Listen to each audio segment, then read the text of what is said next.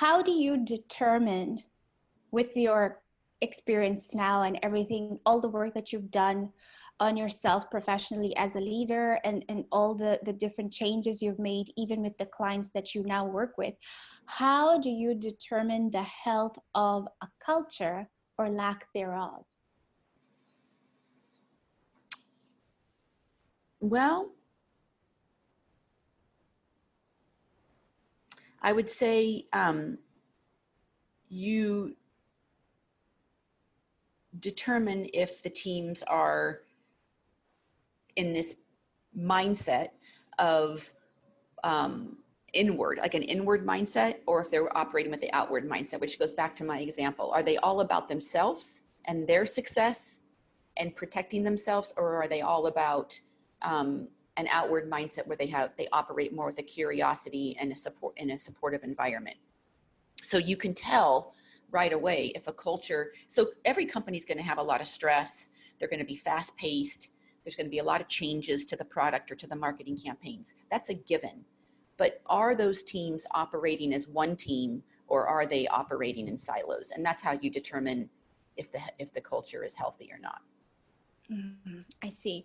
I almost feel like what I'm hearing you say, at least, and the way I'm interpreting that is, inside a company, if me and my team are approaching everything from a me versus a we perspective, that determines what kind of an atmosphere we're going to have.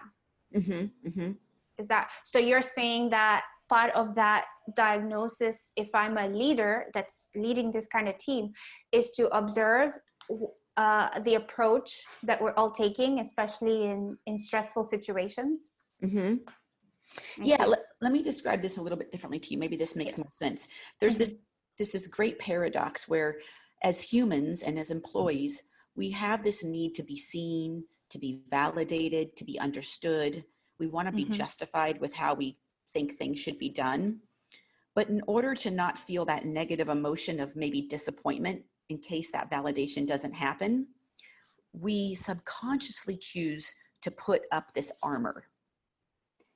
It's the very armor that allows us to not be connected, to be seen, to be understood. There's this funny paradox there. So imagine a culture where everyone has their armor up, right? Nobody's being understood. Everyone's protecting themselves. No one's trusting each other.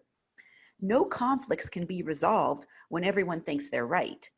So an unhealthy culture is created. It's pretty silly when you think about it, because it's our minds that create all of this.